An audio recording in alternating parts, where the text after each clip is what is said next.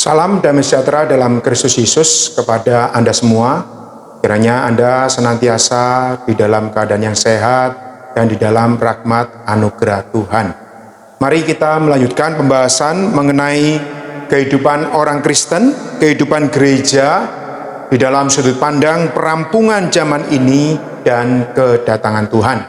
Kita memasuki berita yang kelima, doa zaman dipersembahkan kepada Allah melalui gereja tubuh Kristus sebagai rumah doa. Saudara-saudari, ini melanjutkan berita yang lalu di mana kita diberi penjelasan sebagai hamba yang setia, hamba yang baik adalah hamba yang memiliki makanan dipersembahkan, disuplaikan, memberi makan kepada anggota yang lain. Dan juga hamba yang memiliki talenta yang diberi amanat untuk bisa menjalankan talenta ini, sehingga waktu Tuhan datang kita bisa mempertanggungjawabkan, dan bahagialah hamba yang menjalankan talenta mendapatkan pujian dari Tuhan. Dan kita percaya bagaimana hamba ini bisa menyuplaikan makanan, bagaimana hamba ini bisa menjalankan talenta. Di dalam berita ini ada satu kiat, ada satu rahasia, yaitu mengenai satu doa. Di dalam kita melayani, memberikan Kristus di dalam kita kepada sesama kita, kita perlu memiliki doa, bukan untuk kepentingan kita, tetapi untuk kepentingan Tuhan. Dan doa inilah yang memberikan kita satu tenaga ilahi, supaya kita bisa terus langgeng melayani Tuhan sampai kedatangan Tuhan kembali. Mari kita lihat di dalam Matius pasal 18 ayat 18 sampai 19. Aku berkata kepadamu, sesungguhnya apa yang kamu ikat di dunia ini akan terikat di surga, dan apa yang kamu lepaskan di dunia ini akan terlepas di surga. Dan lagi aku berkata kepadamu, jika dua orang daripadamu di dunia ini sepakat meminta apapun juga, permintaan mereka itu akan dikabulkan oleh Bapakku yang di sorga.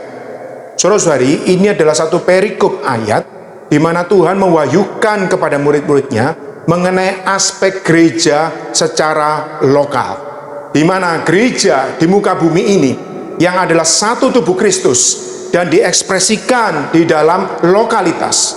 Maka gereja sebagai aspek lokal perlu menerapkan bagaimana mereka bisa melaksanakan otoritas sang kepala melalui tubuhnya, yaitu gereja. Di sini ada satu pelaksanaan bagaimana dua atau tiga orang mereka yang berdoa membawa satu orang supaya diselamatkan, dibawa kembali ke dalam hidup gereja, perlu menerapkan satu kuasa untuk mengikat dan melepaskan. Mengikat kuasa musuh yang mengikat orang itu, dan melepaskan orang itu dari ikatan musuh. Kita lihat juga melihat Efesus pasal 1 ayat 20 sampai 23, yang dikerjakannya di dalam Kristus dengan membangkitkan dia dari antara orang mati dan mendudukkan dia di sebelah kanannya di surga, jauh lebih tinggi dari segala pemerintah dan penguasa dan kekuasaan dan kerajaan dan tiap-tiap nama yang dapat disebut, bukan hanya di dunia ini saja, melainkan juga di dunia yang akan datang. Dan segala sesuatu telah diletakkannya di bawah kaki Kristus, dan dia telah diberikannya kepada jemaat sebagai kepala dari segala yang ada. Jemaat yang adalah tubuhnya, yaitu kepenuhan dia yang memenuhi semua dan segala sesuatu.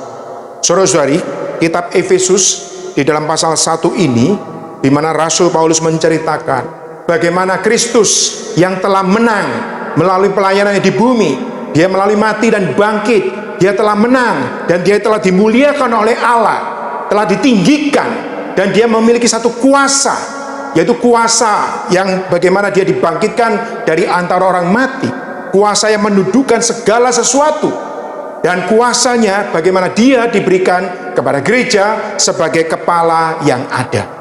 Karena itu gereja sebagai tubuhnya memiliki kuasa yang berasal dari Kristus sang kepala. Mari kita melihat poin demi poin. Doa zaman adalah doa gereja sebagai tubuh Kristus. Doa yang melaksanakan otoritas Kristus sebagai Tuhan yang naik dan kepala tubuh bagi penggenapan ekonomi Allah. Kita tahu ekonomi Allah adalah satu pengaturan Allah menyalurkan dirinya ke dalam kaum beriman, dan supaya kaum beriman dapat terbangun menjadi tubuhnya, menjadi ekspresinya yang korporat. Saudara-saudari, untuk ini diperlukanlah satu doa zaman yang dipersembahkan oleh gereja sebagai tubuh Kristus, satu doa yang korporat bagi penggenapan ekonomi Allah. Di dalam Kisah Rasul pasal 2 ayat 36, Petrus berkhotbah waktu itu mengatakan bahwa Tuhan yang disalibkan itu telah bangkit, dan Allah telah meninggikan dia dan menetapkan dia sebagai Tuhan dan Kristus. Artinya, hari ini Tuhan memiliki satu kekepalaan, mengepalai tubuh, mengepalai segala sesuatu. Dan semua kuasa ini, kuasa kekepalaan ini diberikan kepada gereja. Karena gereja adalah tubuh Kristus, dengan Kristus sebagai sang kepala tubuh, maka kedudukan tubuh sama persis dengan kepala. Saudara-saudari, betapa istimewanya kalau Anda dan saya hari ini hidup di dalam tubuh, hidup di dalam gereja sebagai satu tubuh Kristus. Maka kedudukan kita di dalam tubuh memiliki satu penyaluran dari Kristus sang kepala. Maka apa yang menjadi pemikiran Kristus sang kepala bisa dilaksanakan oleh tubuh. Tubuh bisa bergerak selaras dengan sang kepala. Otoritas tubuh adalah otoritas sang kepala yang dilaksanakan oleh tubuh. Karena tubuh ini bertumbuh selaras dengan sang kepala, maka saat sang kepala yang memiliki otoritas dilaksanakan juga melalui tubuh, maka otoritas tubuh ini sama dengan sang kepala. Saudara-saudari, ini berarti kita jangan meremehkan kehidupan gereja kita. Di dalam gereja sebagai tubuh Kristus memiliki satu otoritas yang sama dengan Kristus sang kepala. Karena itu kalau seseorang berbuat dosa terhadap tubuh, maka sama saja dia berbuat dosa kepada sang kepala. Maka dia perlu mohon ampun, dan di sini perlu tubuh yang bergerak bersama untuk mengampuni, sehingga membawa mereka kembali ke dalam penghidupan tubuh. Doa zaman bukanlah doa kaum beriman individu, tetapi doa gereja sebagai tubuh Kristus yang mengklaim apa yang telah Tuhan dapatkan dan capai atas situasi saat ini di dalam dunia. Saudara-saudari, di dalam Kisah Rasul 12 ayat 5, ini adalah kisah bagaimana Petrus ditangkap oleh Herodes waktu itu dan dimasukkan ke dalam penjara. Tetapi yang dilakukan oleh jemaat di Yerusalem saat itu adalah berdoa bagi Petrus. Kelihatannya mendoakan Petrus, tapi kalau kita perhatikan doa dari gereja ini ada doa mengeklaim bahwa Tuhan ada sang kepala. Semua pemerintahan dunia ini bukan apa-apa. Semua pemerintahan dunia ini sudah ditundukkan oleh kekepalaan Kristus. Karena itulah jemaat ini mendoakan, mengklaim, Tuhan, Engkau adalah sang pencipta langit dan bumi, dan Kau telah menang melawan musuh di atas kayu salib melalui kebangkitan, kenaikan, dan segala sesuatu sudah ditundukkan. Maka kekepalaan ini yang diklaim inilah yang bisa menggentarkan alam semesta, dan saat itu akhirnya Petrus bisa dibebaskan. Saudara-saudari, hari ini doa zaman yang dilakukan oleh doa gereja di dalam Wahyu pasal 8 ayat 3 juga adalah satu dupa, di mana dupa ini dipersembahkan. Maka malaikat juga menambahkan api yang turun dari surga, sehingga terjadilah satu bara yang besar. Dan inilah menjadi jawaban Allah yang melaksanakan otoritas Allah, pengaturan Allah mengenai akhir zaman ini di atas muka bumi. Saudara-saudari, betapa pentingnya doa zaman ini. Maka untuk memasuki doa zaman, kita harus menyadari bahwa kita masing-masing adalah anggota tubuh satu sama lain, dan kita harus hidup, bertindak, bergerak di dalam tubuh. Saudara-saudari, Anda dan saya perlu memiliki kesadaran, saya pribadi hanyalah salah satu anggota tubuh. Kalau kita salah satu anggota tubuh, mungkin kita tidak terhitung apa. Tetapi sesama anggota ini, kalau betul-betul sehati bertumbuh bersama di dalam satu tubuh, Saudara-saudari, ini akan menjadi satu otoritas pergerakan di dalam tubuh yang betul-betul mengekspresikan Allah dan bisa menggenapkan apa yang menjadi kehendak Allah. Saudara-saudari, semoga kita memiliki kesadaran sedemikian. Di dalam Roma pasal 12 ayat 5 adalah contoh bagaimana kita tidak bisa menganggap kita lebih tinggi dari anggota tubuh yang lain. Kita perlu memiliki kesetaraan, hak yang sama, fungsi yang bagaimana saling membangun satu tubuh ini. Mari kita lihat ayat selanjutnya di dalam Markus pasal 11 ayat 17a. Lalu ia mengajar mereka, katanya, bukankah ada tertulis, rumahku akan disebut rumah doa bagi segala bangsa. Di dalam Yohanes pasal 2 ayat 19 dan 21, jawab Yesus kepada mereka, rombak bait Allah ini, dan dalam 3 hari aku akan mendirikannya kembali. Tetapi yang dimaksudkannya dengan bait Allah ialah tubuhnya sendiri. Saudara-saudari, 2 porsi ayat ini adalah bagaimana gereja sebagai satu rumah doa. Ini adalah perkataan Tuhan saat waktu itu bait Allah dipakai untuk jual beli segala keperluan saat itu. Maka Tuhan datang menghardik, ya, memutarbalikkan semua meja penukar uang. Dan di sini Tuhan menyuruh, rombak bait Allah ini, aku akan membangunnya dalam 3 hari. Ternyata bait ini adalah bait yang rohani, yang sejati, yaitu gereja sebagai tubuhnya. Di dalam berita minggu lalu menekankan bagaimana gereja sebagai keluarga Allah perlu ada suplai makanan. Kali ini dalam berita 5 menekankan bahwa gereja sebagai keluarga Allah perlu menjadi satu rumah doa, satu suasana doa, satu atmosfer doa, di mana siapapun yang ada di dalam rumah doa ini, apa yang mereka pikirkan, apa yang mereka lakukan, semuanya di dalam ruang lingkup doa. Artinya apa? Artinya mereka, penghidupannya, semua yang dilakukannya harus seturut dengan kehendak Allah, harus di dalam suasana penyembahan di dalam doa. Saudara-saudari, mari kita lihat di sini. Di dalam gereja sebagai rumah doa, kita berdoa bagi penggenapan hasrat Allah, pelaksanaan kehendak Allah, dan perampungan ekonomi Allah. Saudara-saudari, memang di dalam perkara doa kita kadang berdoa untuk keperluan kita pribadi. Maka seringkali di dalam doa kita katakan aku, saya.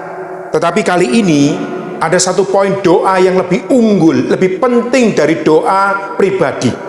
Yaitu apa? Satu doa di dalam gereja sebagai rumah doa untuk penggenapan atau perampungan ekonomi Allah. Maka dalam hal ini doa ini tidak bisa memakai kata aku, tetapi memakai kata kami. Tuhan, kami. Tuhan, kami semua. Tuhan, kami. Ini menunjukkan bahwa kita semua di dalam bersama-sama satu rumah doa untuk perampungan ekonomi Allah.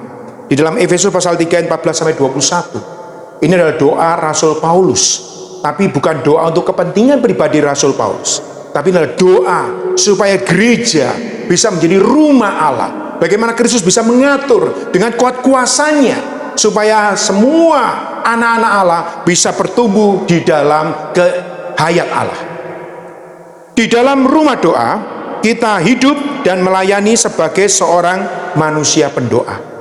Berarti doa ini bukan satu tugas, saudara-saudari. Doa ini merupakan satu penghidupan. Di dalam Lukas pasal 6 ayat 12 ayat 16, ini adalah bagaimana Tuhan Yesus pagi-pagi benar dia berdoa seorang diri. Kita jangan berpikir apa karena Tuhan Yesus adalah Allah yang menjadi manusia lalu dia tidak perlu berdoa, dia bisa langsung melayani apapun yang dia maui. Tidak demikian, saudara-saudari. Tuhan Yesus walaupun dia adalah Allah, dia juga adalah manusia sejati. Dan sebagai manusia, dia adalah manusia pendoa. Dan kalau kita lihat dalam Lukas pasal 6, ternyata Tuhan berdoa, dan setelah dia berdoa, dia memilih murid-muridnya. Ini berarti Tuhan memilih murid bukan karena kesenangannya pribadi, tapi dia memilih murid adalah untuk menggenapkan apa yang Allah Bapa inginkan. Sebagai rumah doa, kita yang berdoa menurut hasrat Allah akan mengguncangkan pintu alam maut. Saudara-saudari, doa yang korporat, doa yang menurut hasrat Allah akan mengguncangkan pintu alam maut. Hari ini apa yang ditakuti oleh musuh adalah saat kita bersama berdoa. Waktu kita berdoa, semua dasar tumpuan bagi musuh akan dihancurkan. Di dalam Daniel pasal 9, ini adalah satu perikop mengenai Daniel yang berdoa mengenai sejarah Israel, mulai dari keluar dari Mesir sampai mereka dibuang ke Babel. Dan akhirnya Daniel mengklaim bahwa suatu saat bangsa Israel juga akan kembali ke tanah permai untuk membangun kembali rumah Allah, kesaksian Allah. Maka saudara-saudari, doa Daniel adalah doa yang memohon supaya hasrat Allah tergenap di dalam muka bumi ini. Kita perlu berdoa sampai kehendak Allah dan pekerjaanlah rampung sempurna. Doa sedemikian yang menyenangkan hati Allah. Saudara-saudari, kita perlu berdoa dengan terus-menerus. Di dalam 1 Tesalonika dikatakan, tetaplah berdoa atau berdoa terus-menerus sampai apa yang menjadi kehendak hati Allah bisa rampung sempurna. Lalu selanjutnya kita melihat teladan doa Daniel yang berdoa bagi negeri kudus, kota kudus, dan bait kudus. Dan hari ini Kristus adalah negeri kudus, adalah porsi bagian yang diberikan kepada kita, menjadi kenikmatan kita. Kota kudus yang mengacu pada pemerintahan Allah. Hari ini pemerintahan Allah ada di dalam Kristus, dan pemerintahan Allah ada di dalam kita. Dan juga adalah bait kudus sebagai pusat penyembahan, sehingga Allah bisa melaksanakan apa yang menjadi kehendaknya di bumi. Hari ini khususnya gereja sebagai bait kudus. Saudara-saudari, kita perlu memiliki satu atmosfer doa. Ya, di dalam Efesus pasal 1 ayat 16 sampai 23. Ini adalah doa Rasul supaya Bapa memberikan kita roh hikmah dan wahyu, betapa kita menerima satu bagian yang terbaik, yaitu Kristus adalah bagian kita, menjadi bagian yang diundikan kepada kita untuk kita nikmati dan akhirnya kembali kepada Allah menjadi kepuasan Allah. Saudara-saudari, ini juga memerlukan satu doa kita bersama-sama. Sebagai rumah doa, kita perlu merespon di dalam doa-doa kita atas ministri surgawi Kristus yang berdoa syafaat bagi kita. Karena untuk hal ini, di dalam Kolose pasal 3, pikiran kita perlu memikirkan perkara yang di atas, yaitu perkara Kristus, apa yang telah didapatkan oleh Kristus, yang dikerjakan oleh Kristus, yang dicapai oleh Kristus. Haleluya. Kristus telah membawa Allah kepada manusia. Kristus juga membawa manusia kepada Allah. Hari ini melalui kematian dan kebangkitan Kristus, semua manusia yang percaya telah mendapatkan hayat, disatukan di dalam Kristus. Untuk ini, saat kita berdoa bersama-sama, maka Kristus yang terus juga hari ini sebagai imam besar yang mendoa syafaatkan kita, maka akhirnya akan menjadi satu ekspresi yang rampung sempurna, yaitu Anda dan saya di dalam hidup gereja sebagai tubuh suatu hari akan mengalami pertumbuhan hayat sampai pada puncaknya, yaitu kemuliaan Allah. Doa di dalam kedudukan kenaikan Kristus akan menjadi pelaksanaan kehendak Allah. Inilah doa yang unggul dari gereja sebagai doa zaman. Di dalam Matius pasal 6 ayat 9 sampai 10, ini adalah doa yang Tuhan ajarkan. Sayang, banyak doa ini hanya dijadikan satu hafalan atau hanya satu doa semacam doa kesembuhan. Saudara-saudari, doa dalam Matius pasal 6 ini adalah doa kerajaan. Inilah doa kehendak Allah. Karena Tuhan jelas mengatakan, jadilah kehendakmu di bumi seperti di sorga. Jadi doa Tuhan ini adalah supaya kita di bumi ini bersama-sama bisa menjadi kerajaan Allah. Untuk ini perlu doa yang korporat. Tuhan, jadilah kehendakmu, jadilah kerajaanmu di bumi seperti di surga. Doa di dalam gereja sebagai rumah doa perlu dilaksanakan dengan sehati. Di dalam Matius 18, ini adalah beberapa orang yang dengan otoritas sang kepala bisa menerapkan otoritas ini karena mereka sehati. Di dalam Kisah Rasul pasal 2, bagaimana jemaat semula mereka sehati sepikir, mereka bertekun di dalam doa, di dalam pengajaran para rasul. Saudara-saudari, sehati ini di dalam bahasa Yunani adalah homotumadon, adalah bahasa aslinya mengacu pada satu denyut jantung, satu detak jantung yang sama. Mereka yang sehati berdoa itu seperti memiliki detak jantung yang sama, satu yang begitu membara di dalam doa, maka yang satu perlu menyaut, membara di dalam doa. Sangat disayangkan jika ada beberapa orang berdoa, satu berdoa dengan bergairah, yang satu tidak bergairah. Ini tidak sehati sepikir. Yang satu mendoakan A, tapi yang lain menyaut mendoakan poin yang B. Ini juga tidak sehati sepikir. Saudara-saudari, sehati sepikir ini memerlukan kita meletakkan kepentingan pribadi. Ini memerlukan keselarasan pikiran kita, disesuaikan dengan pikiran Kristus, disesuaikan dengan persekutuan anggota tubuh satu sama lain, sehingga doa kita homotumadon, memiliki satu detak jantung, satu puls yang sama satu sama lain. Inilah yang menggerakkan tata sorgawi. Inilah yang menggerakkan apa yang menjadi kehendak Allah dirampungkan di muka bumi. Sasaran doa yang terutama adalah mempersiapkan gereja yang mulia bagi Kristus, yang sepadan dengan Dia untuk menggenapkan hasrat hatinya. Di dalam Efesus pasal 1 kita melihat apa yang menjadi kesenangan Allah adalah Allah mendapatkan putranya. Sampai di dalam pasal 5, para putra ini akhirnya juga menjadi mempelai perempuan Kristus. Saudara-saudari, inilah sasaran doa yang terutama. Anda dan saya harus menjadi para putra, bertumbuh di dalam hayat. Anda dan saya harus mengalami pertumbuhan, mengalami pengubahan, sampai kita semua layak disandingkan menjadi mempelai perempuan Kristus. Karena itu kita perlu setiap hari dibasuh oleh firman Tuhan, dibasuh dari noda, celah kita, cacat kita, semua dibasuh oleh firman Tuhan, sehingga Anda dan saya menjadi layak menjadi mempelai perempuan Kristus. Kita berdoa di dalam tubuh sebagai rumah doa, akhirnya akan mencapai Sion, para pemenang yang akan mendatangkan kerajaannya dan rampung akhir dalam Yerusalem baru. Ternyata doa ini, saudara-saudari, mengantar Anda dan saya menjadi para pemenang di Sion. Sion ini mengacu pada Sion yang sorgawi. Itu adalah satu pemenang, para pemenang. Di dalam Wahyu pasal 14, para pemenang yang mengikuti anak domba kemanapun dia pergi.